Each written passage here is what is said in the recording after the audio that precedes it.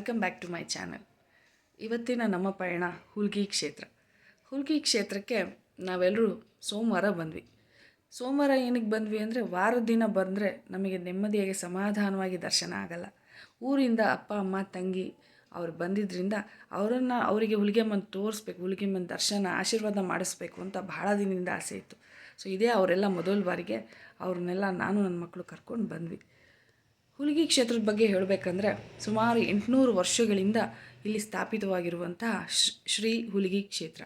ಇಲ್ಲಿ ಎಲ್ಲಮ್ಮನೇ ಸ್ವತಃ ಬಂದು ನೆಲೆಸಿದ್ದಾಳೆ. ಹೇಗೆ ಎಲ್ಲಮ್ಮ ಸೌದತ್ತಿಲಿರೋ ಎಲ್ಲಮ್ಮ ಇಲ್ಲಿಗೆ ಹೇಗೆ ಬಂದರು ಅಂತ ಅಂದ್ಕೋಬೇಡಿ. ಎಲ್ಲಮ್ಮ ಎಲ್ಲ ಕಡೆ ಇರ್ತಾರೆ, ಸರ್ವಾಂತರ್ಯಾಮಿ. ಇಲ್ಲಿ ಈ ಕ್ಷೇತ್ರಕ್ಕೆ ಬರುವ ಮುಖ್ಯ ಕಾರಣ ಇಬ್ಬರಿಂದ ಮಾತ್ರ. ಅವರು ಯಾರು ಅಂದರೆ ಬಸವಜೋಗಿ, ನಾಗಜೋಗಿ ಅನ್ನೋ ಪರಮ ಭಕ್ತರಿಂದ. ಸೊ ಆ ಭಕ್ತರು ಪ್ರತಿ ಹುಣ್ಣಿಮೆಗೆ ಸೌದತ್ತಿ ಎಲ್ಲಮ್ಮನ ದರ್ಶನ ಮಾಡಲಿಕ್ಕೆ ಕಾಡು, ಆವಾಗ ಬಸ್ಸು, ಆಟೋ, ಯಾವ ಟ್ರಾನ್ಸ್ಪೋರ್ಟ್ ಫೆಸಿಲಿಟಿ ಇಲ್ದಿರೋ ಟೈಮಲ್ಲಿ, ಅಂಥ ಸಮಯದಲ್ಲಿ ಕಾಲ್ನಡಿಗೆಯಲ್ಲಿ ಮಳೆ, ಗಾಳಿ, ಬಿರುಗಾಳಿ ಮಧ್ಯದಲ್ಲಿ ಹೋಗ್ತಾ ಇದ್ರಿಂದ ಅವರಿಗೆ ತುಂಬ ಕಷ್ಟ ಆಗ್ತಾಯಿತ್ತು. ಆ ಕಷ್ಟನ ತಪ್ಪಿಸ್ಲಿಕ್ಕೆ ತಾಯಿ ಹುಲಿಗಮ್ಮ ಏನು ಮಾಡಿದ್ರು, ನೀವೆಲ್ಲೂ ಕಷ್ಟಪಡಬೇಡಿ, ನನ್ನ ಭಕ್ತರಿಗೋಸ್ಕರ ನಾನು ಇಲ್ಲೇ ಬಂದು ನೆಲೆಸ್ತೀನಿ, ತುಂಗಾಭದ್ರಾ ನದಿ ತೀರದಲ್ಲಿ ನಾನು ನೆಲೆಸ್ತೀನಿ ಅಂತ ಬಂದು ಆ ತಾಯಿನಿಲ್ಲೇ ನೆಲೆಸಿದರು. ಅದೇ ತಾಯಿ ಹುಲಿಗಮ್ಮನಾಗಿ ಬಂದು ಹುಲಿಗಮ್ಮನ ಈ ಕ್ಷೇತ್ರದಲ್ಲಿ ಬಂದು ನೆಲೆಸಿದ್ದಾರೆ. ಸೊ ನಾವು ಸೋಮವಾರ ಹೋಗಿರೋದ್ರಿಂದ ನಮಗೆ ಅಷ್ಟು ನುಗ್ಗಲು ಇರಲಿಲ್ಲ, ನೆಮ್ಮದಿಯಾಗಿ. ಆದರೆ ನಮಗೆ ದೇವರನ್ನ ವೀಡಿಯೋ ಮಾಡಲಿಕ್ಕೆ ಅವಕಾಶ ಕೊಡದೇ ಇರೋ ಕಾರಣದಿಂದ ನಾನು ದೂರದಿಂದ ವೀಡಿಯೋ ಝೂಮಲ್ಲಿ ಮಾಡಿದ್ದೀನಿ. ಅಷ್ಟು ನಿಮಗೆ ಕ್ಲಿಯರಾಗಿ ಗೊತ್ತಾಗೋದಿಲ್ಲ. ಸೊ ಅಲ್ಲಿ ಒಳಗಡೆ ಮೊಬೈಲ್ ಅಲೋ ಮಾಡೋದಿಲ್ಲ. ಸೊ ಅಲ್ಲಿ ಇದು ದೇವರ ಕಲ್ಲುಗಳು ಅಂತ.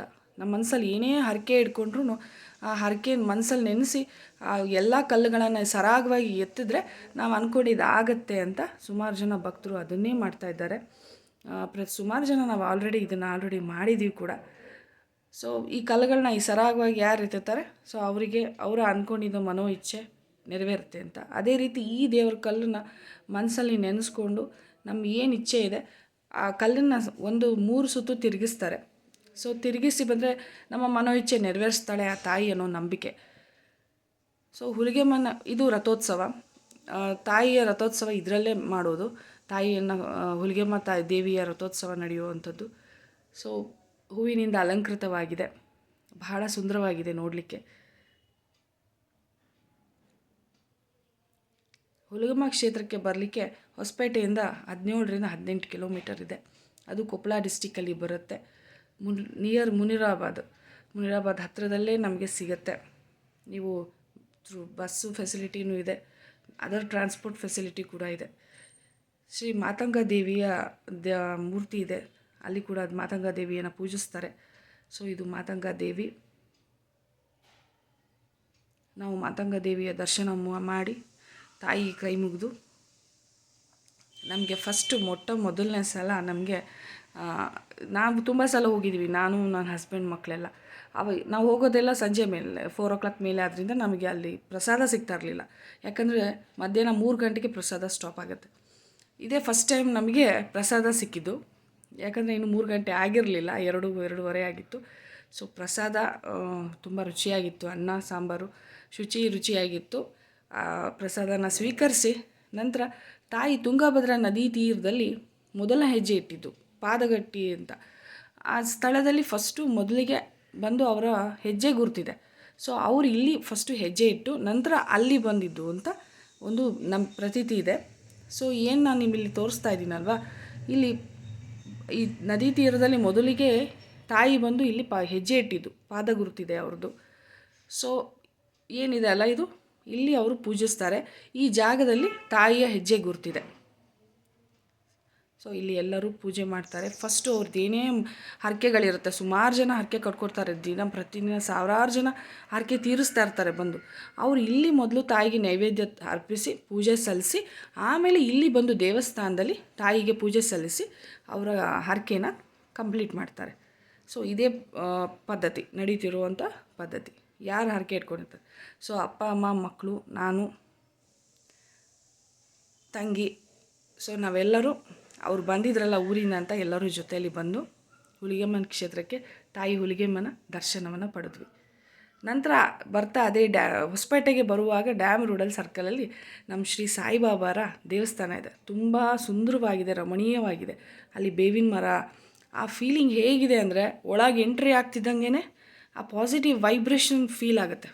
ಅಷ್ಟು ಫೀಲ್ ಆಗುತ್ತೆ ಅಂದರೆ ಏನು ನಾವು ಶಿರಡಿಗೆ, ಮಹಾರಾಷ್ಟ್ರದಲ್ಲಿರೋ ಶಿರಡಿ ದೇವಸ್ಥಾನಕ್ಕೆ ಹೋದಾಗ ಎಷ್ಟು ಮನಸ್ಸಿಗೆ ಒಂಥರ ನೆಮ್ಮದಿ ಅನ್ನೋ ಫೀಲ್ ಕೊಡುತ್ತೋ, ಎಷ್ಟು ಖುಷಿ ಅನಿಸುತ್ತೆ ಆ ವೈಬ್ರೇಷನ್ನು. ಅದೇ ಖುಷಿ ಇಲ್ಲಿ ಕೂಡ ಸಿಗುತ್ತೆ ನಮಗೆ. ಹೊಸಪೇಟೆಯಲ್ಲಿ ಡ್ಯಾಮ್ ಸರ್ಕಲಲ್ಲಿದೆ. ಆ ಸರ್ಕಲಲ್ಲಿ ಬಸ್ ಸ್ಟಾಪ್ ಅಲ್ಲೇ ನಿಮಗೆ ಸಿಗುತ್ತೆ, ನಿಲ್ಲಿಸ್ತಾರೆ. ಅಲ್ಲಿ ಇಳಿದಿದ ತಕ್ಷಣ ಡೈರೆಕ್ಟ್ ಲೆಫ್ಟಲ್ಲೇ ನಮಗೆ ಶ್ರೀ ಸಾಯಿಬಾಬಾರ ದೇವಸ್ಥಾನ ಸಿಗುತ್ತೆ. ಸೊ ಬೇವಿನ ಮರ, ಆ ಎಂಟ್ರೆನ್ಸು, ಆ ಫೀಲಿಂಗ್ ಇದೆ ಅಲ್ಲ, ಪಾಸಿಟಿವ್ ವೈಬ್ರೇಷನ್ ಫುಲ್ ಇದೆ ಆ ದೇವಸ್ಥಾನ ತುಂಬ. ಸೊ ನೀವು ಬಂದರೆ ಆರಾಮಾಗಿ ಸಾಯಿಬಾಬಾರ ದರ್ಶನ ಮಾಡಿ. ಇದು ನಿಮಗೆ ಅವಕಾಶ ಸಿಕ್ಕಿದಾಗ ಸುಮಾರು ಹೊಸಪೇಟೆಯಲ್ಲಿರೋರು ಆಲ್ಮೋಸ್ಟ್ ಇಲ್ಲಿಗೆ ಬರ್ತೀರಾ, ದರ್ಶನವೂ ಪಡ್ಕೋತೀರಾ. ಸೊ ನನ್ನ ಅಪ್ಪ ಅಮ್ಮ ತಂಗಿ ಬಂದಿರಲಿಲ್ಲ. ಸೊ ಅವರಿಗೆ ಇಲ್ಲಿ ದೇವಸ್ಥಾನಕ್ಕೆ ಕರ್ಕೊಂಬರ್ಬೇಕು ಅನ್ನೋ ಆಸೆ ಇತ್ತು. ಸೊ ಅವ್ರು ಕೂಡ ಖುಷಿಪಟ್ಟರು. ಎಷ್ಟು ಅಂದರೆ ಆ ಫೀಲಿಂಗ್ ಹೇಳಲಿಕ್ಕೆ ಸಾಧ್ಯ ಇಲ್ಲ. ಒಳಗೆ ಹೋಗ್ತಿದ್ದಂಗೆ ನಮಗೆ ಆಗುವ ಏನಿದೆ ಅಲ್ಲ ಪಾಸಿಟಿವ್ ವೈಬ್ರೇಷನು, ಅದು ಅನುಭವಿಸಿದವರಿಗೆ ಗೊತ್ತು. ಸಾಯಿಬಾಬಾನ ದೇವಸ್ಥಾನ ಅಂದ ತಕ್ಷಣ ಮೊದಲಿಗೆ ನಮಗೆ ಅಲ್ಲಿ ಶ್ವಾನಗಳ ದರ್ಶನ ಅಂತೂ ಆಗೇ ಆಗುತ್ತೆ. ಎಲ್ಲಿ ಸಾಯಿಬಾಬಾನ ದೇವಸ್ಥಾನ ಇದೆಯೋ ಅಲ್ಲಿ ಶ್ವಾನಗಳು ಇದ್ದೇ ಇರುತ್ತೆ. ಖುದ್ದು ಮಹಾರಾಷ್ಟ್ರದಲ್ಲಿರೋ ಶಿರಡಿಲಿ ಕೂಡ ನಾವು ಶ್ವಾನಗಳನ್ನ ನೋಡಿದ್ದೀವಿ ಹೋದಾಗ.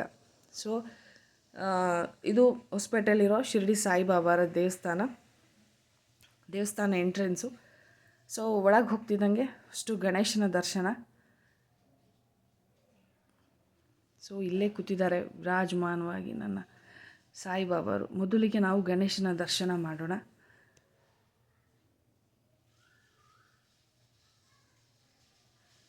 ಶ್ರದ್ಧಾ ಸ್ವಭೌರಿ ಅನ್ನೋದು ನಮ್ಮ ಬಾಬಾರವರ ವಾಕ್ಯಗಳು. ಏನಂದರೆ ಶ್ರದ್ಧೆ ಅಂದರೆ ನಂಬಿಕೆ, ಶ್ರದ್ಧೆ. ನೀವೇನು ಯಾವ ದೇವರನ್ನೇ ನಂಬಿ ಪೂಜಿಸ್ತೀರೋ ಶ್ರದ್ಧೆಯಿಂದ ಮಾಡಿ.